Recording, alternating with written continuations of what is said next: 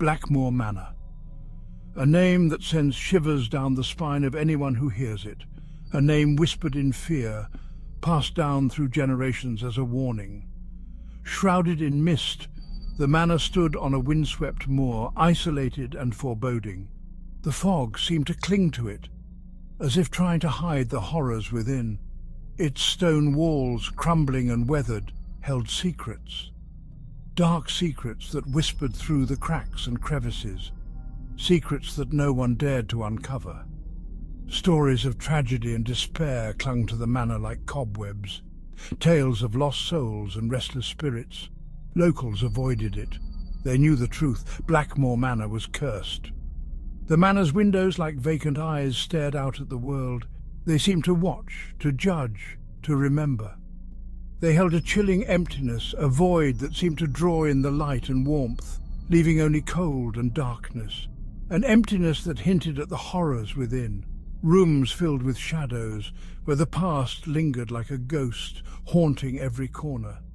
The wind howled through the crumbling eaves, a mournful cry that echoed the sorrow trapped within.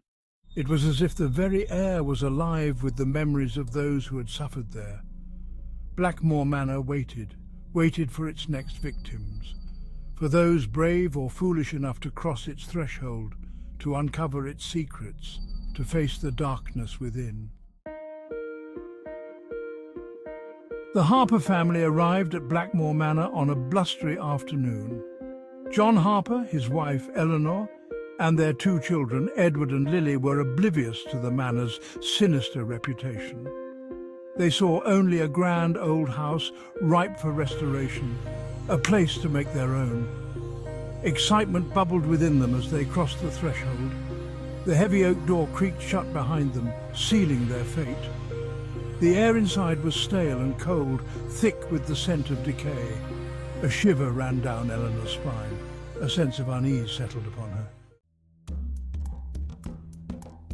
Days turned into weeks as the Harpers settled into their new home. The mansion, with its towering spires and ancient stone walls, seemed to hold 1,000 untold stories. The family, excited yet apprehensive, began to explore every nook and cranny of their new abode. They began to uncover the manor's secrets. Hidden rooms, forgotten passageways, and peculiar artifacts hinted at a rich, albeit eerie, history. Each discovery brought a mix of wonder and unease. Strange noises echoed through the empty halls at night. The wind seemed to carry whispers, and the flickering lights cast dancing shadows that played tricks on the mind. The Harpers often found themselves glancing over their shoulders, feeling an unseen presence. Floorboards creaked under unseen footsteps. It was as if the house itself was alive, breathing and moving in the dead of night. The creaks and groans became a nightly symphony, unsettling yet oddly familiar. Whispers seemed to emanate from the walls themselves, soft, unintelligible murmurs that grew louder in the stillness of the night.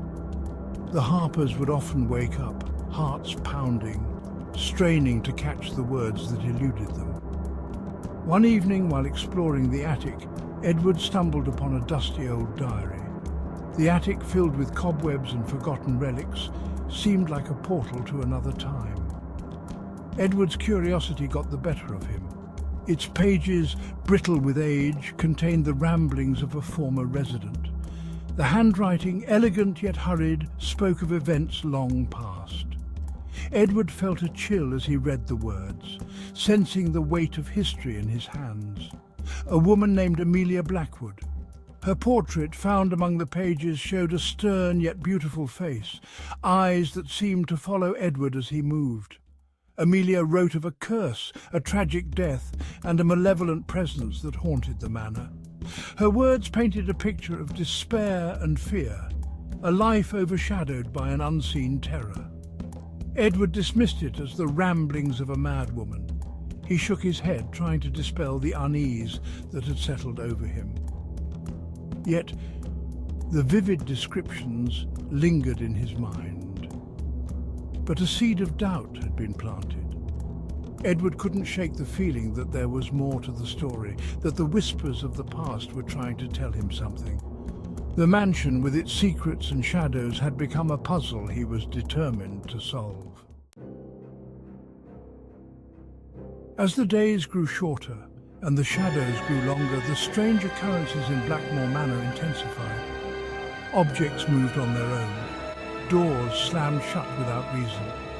Lily claimed to see a shadowy figure lurking in the corners of her vision. John, a man of logic and reason, initially dismissed these events as tricks of the mind. But as the evidence mounted, he could no longer ignore the truth. Blackmoor Manor was indeed haunted, and the Harpers were caught in its grip. Fear became a constant companion to the Harpers. Every creak of the floorboards, every rustle of the curtains seemed to whisper of unseen terrors lurking just out of sight. The once warm and inviting home had transformed into a place of dread and unease. The once comforting silence of the manor was now filled with unsettling noises. The walls seemed to groan with the weight of secrets long buried, and the air was thick with a sense of foreboding. The Harpers could no longer find solace in their own home. Whispers seemed to follow them from room to room. These were not the whispers of the living, but of spirits trapped between worlds, their voices a constant reminder of the mansion's dark past. The Harpers felt as though they were never truly alone. They felt eyes upon them, watching their every move. It was an oppressive sensation, as if the very walls had eyes, observing and judging. The feeling of being watched was inescapable, adding to their growing paranoia and fear. One particularly stormy night, the haunting reached a fever pitch. Thunder roared and lightning split the sky, casting eerie shadows that danced across the walls. The storm seemed to awaken the spirits, their presence more palpable than ever. The wind howled outside, mimicking the cries that seemed to emanate from the walls.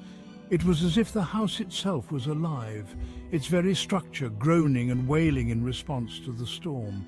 The Harpers huddled together, their fear mounting with each passing moment. A cold spot settled over the house, chilling the Harpers to the bone. This unnatural cold was more than just a drop in temperature. It was a tangible manifestation of the spirit's presence. The chill seeped into their very souls, leaving them shivering and terrified. It was then that they knew they had to uncover the truth behind the curse.